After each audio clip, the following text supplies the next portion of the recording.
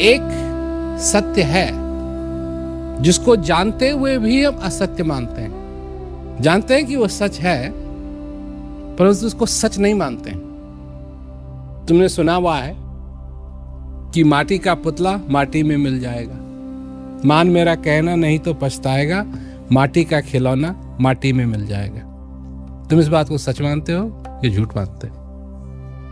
पर तुम अपने जीवन को उसी प्रकार जीते हो कि जानते हुए। इसीलिए मैं कह रहा हूं कि वो सत्य है, उसको तुम जानते हो कि वो सच है, परंतु उसका कोई असर तुम पे नहीं हो रहा है कि सचमुच में अगर ये माटी का खिलौना है तो मैं कर क्या रहा हूं? एक दिन इस मट्टी को मट्टी के साथ अगर मिल जाना है तो मैं कर क्या रहा हूं अपने जीवन के अंदर? आराम से खड़े हुए हैं, बस की इंतजार कर रहे हैं, या आज ये करना है, आज वो करना है, हाथ में सेल फोन है, हेलो ये हो गया, अच्छा मैं कर, ये हो जाएगा, ये हो जाएगा, ये हो जाएगा। भगवान के साथ जाते हैं, भगवान के पास जाते हैं, मंदिरों में जाते हैं, प्रार्थना करने के लिए जाते हैं। अब ये सब कुछ हो रहा है, परंतु जो सत्य है उसका कोई असर नहीं है मनुष्य के ऊपर। और ये भी करना, इस सब में सारी जिंदगी निकल जाती है। और फिर जब शरीर, देखो एक बात समझो, जैसे जैसे तुम्हारी उम्र बढ़ेगी तुम्हारा शरीर कम काम करने लगेगा, परंतु दिमाग नहीं। दिमाग अंदर से बुढ़ा नहीं होता है।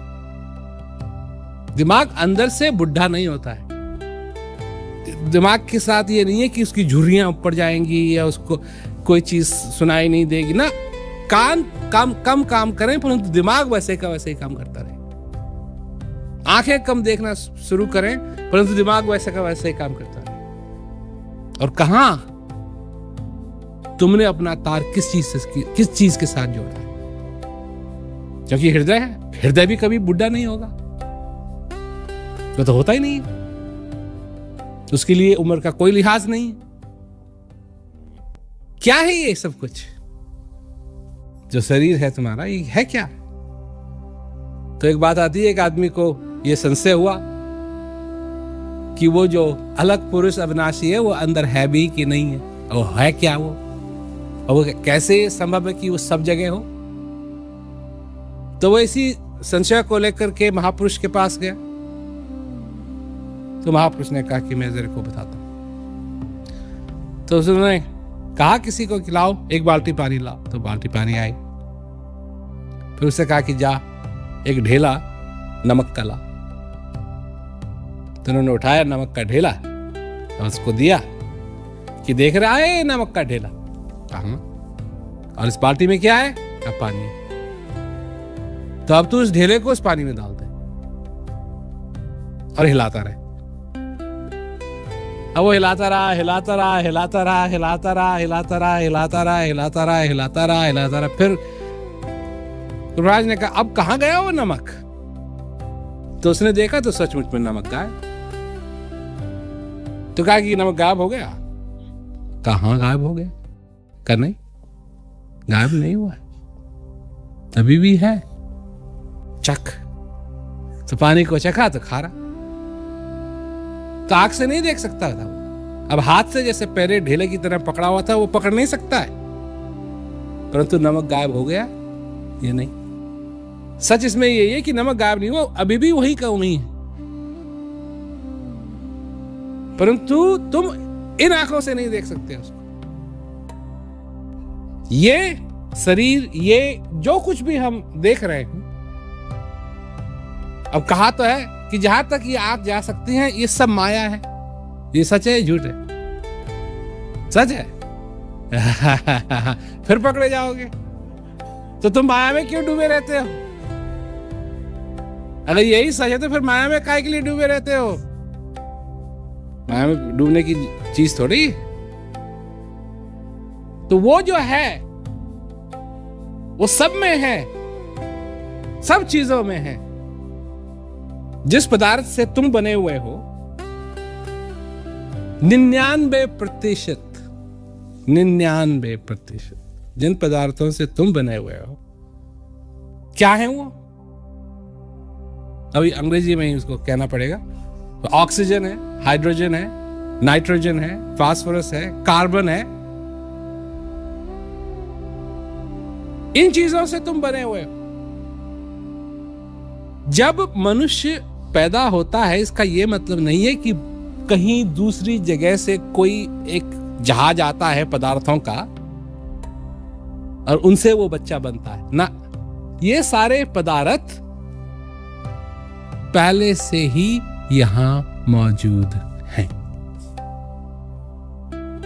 इन्हीं पदार्थों से बैंगन बनता है, इन्हीं पदार्थों से तुम बनते हो।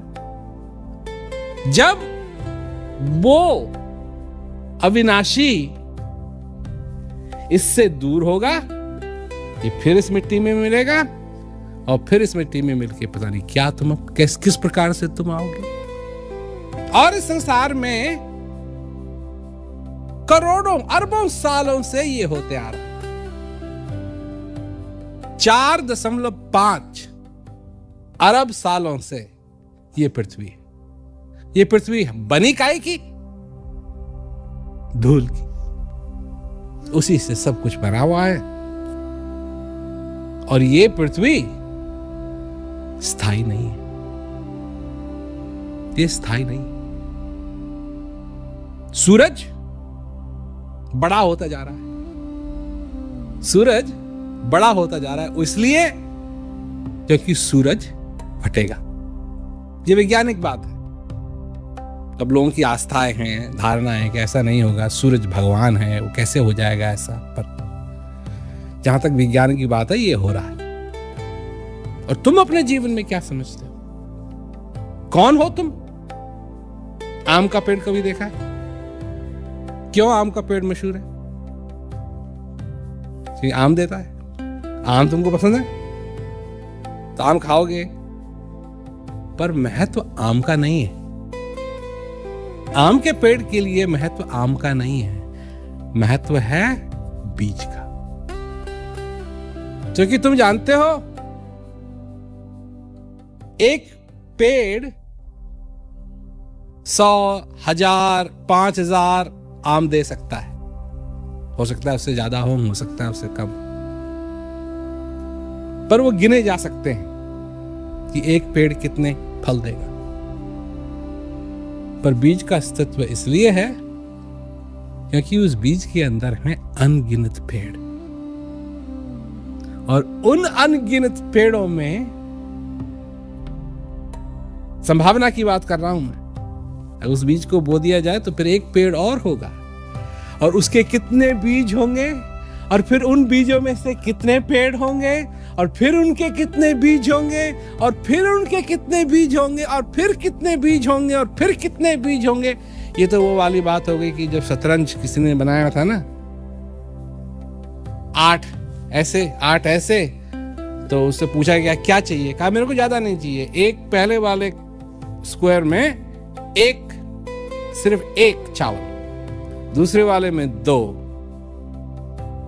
और तीसरे वाले में 4,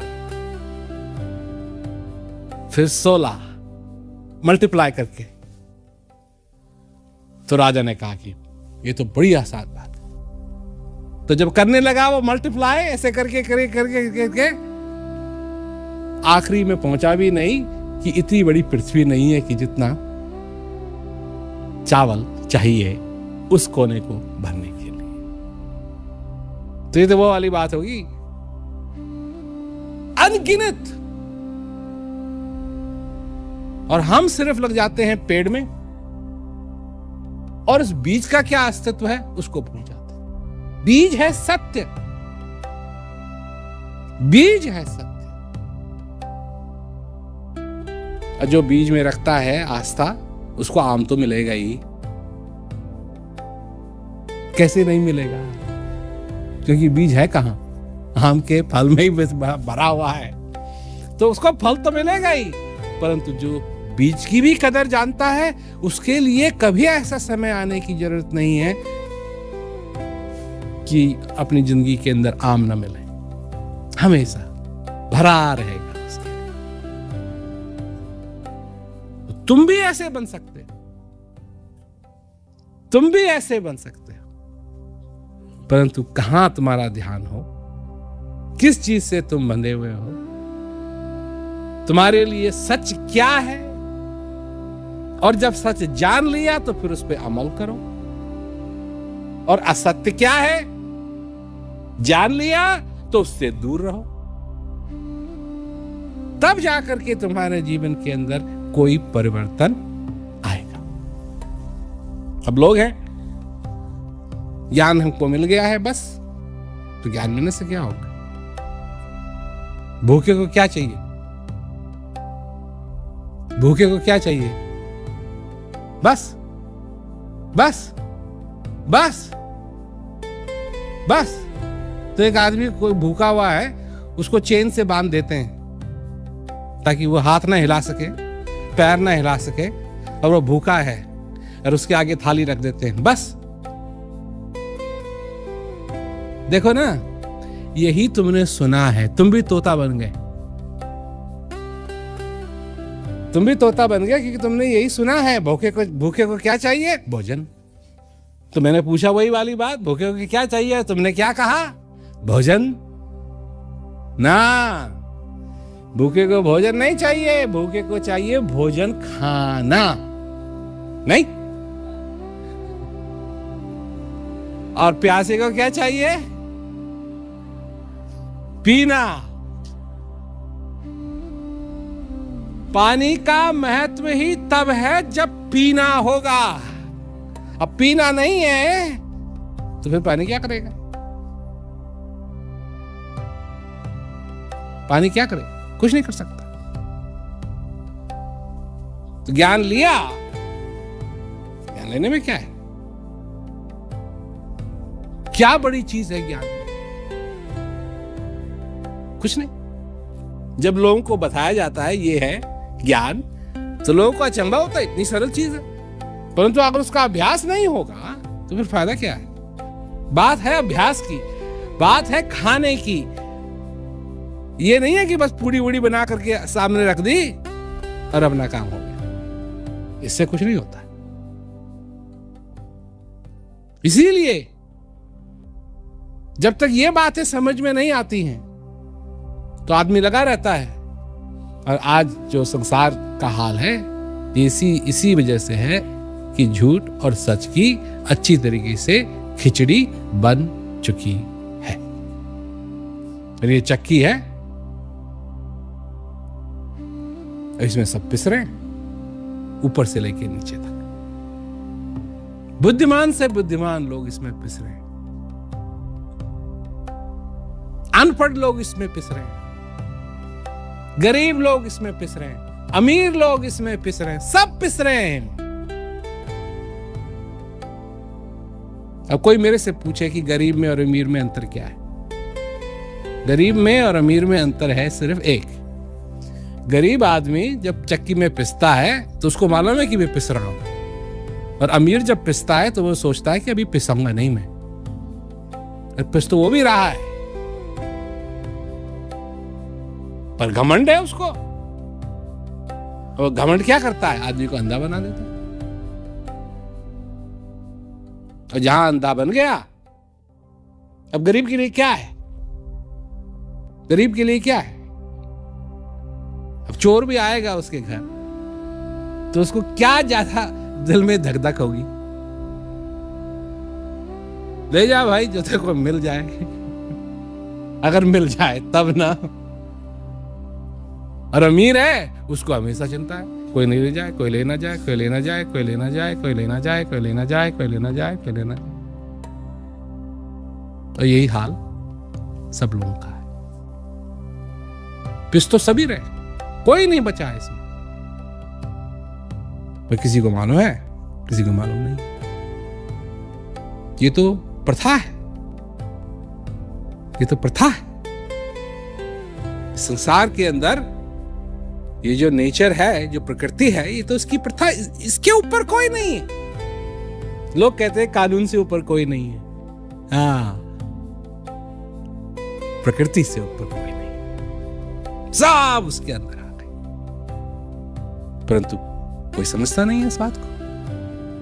तुम्हारी भी अपनी प्रकृति, तुम्हारे को भी एक प्यास लगी है, तुमको भी एक भूख लगी है, और हमेशा लगी रहेगी जब तक तुम उसका सेव। अब कई लोगों के साथ ये ना कि एक बार हमने अब खा लिया तो फिर हमको खाने की जरूरत नहीं। क्या सचमुच में तुम ये चाहोगे?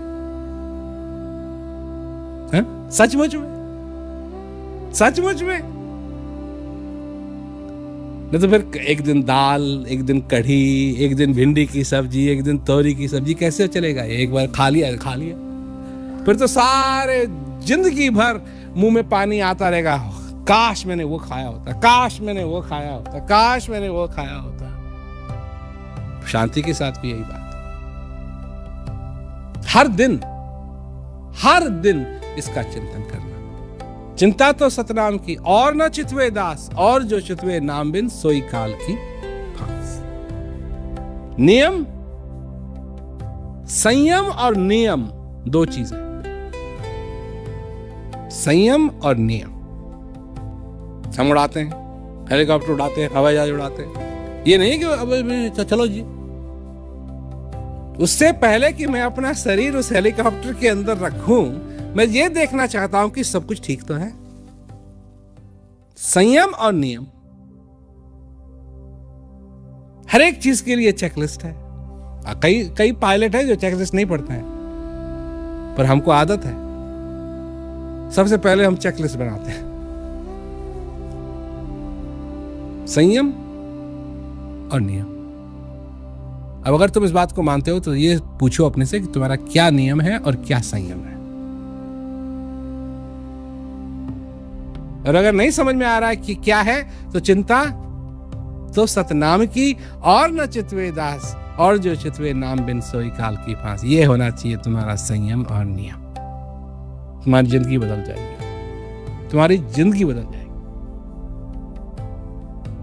जिन चिंताओं के कारण तुम्हें समय का भी लिहाज नहीं रहता है, जिन चिंताओं के कारण, जिन परेशानियों के कारण तुम अपने बच्चों से दुर्व्यवहार करते हो, जिन चिंताओं के कारण तुम अपने परिवार से दुर्व्यवहार करते हो, उन्हीं को डांट दिया, उन्हीं को झटका दिया, उन्हीं से बहस कर ली, अपने मित्रों से गलत व्यवहार करते हो, उन चिंताओं को छोड़ करके सिर्फ एक ही चिंता होनी चाहिए, और वो चिंता होनी चाहिए सतनाम की, जो तुम्हारे अंदर है, हर एक श्वास के अंदर जो बसा हुआ है, कि मेरा श्वास ये व्यर्थ ना जाए। बात को समझो, अमल करो, क्योंकि इसका परिणाम क्या है ये भी तो सोचो। अगर कोई करे ना, जैसे कहा कि चिंता तो सतनाम की और न चितवे दास, तो अगर कोई सतनाम की चिंता करे और कोई चिंता नहीं करे, इसका परिणाम क्या होगा? इसका परिणाम है शांति, इसका परिणाम है आनंद, इसका परिणाम है मुक्ति, सारी जंजीरें कट जाएं। इसका परिणाम है, इसका परिणाम है कि फिर तुमको डर में, भय में नहीं रहना पड़ेगा। फिर न भगवान का डर, न यमराज का डर, डर से मुक्त।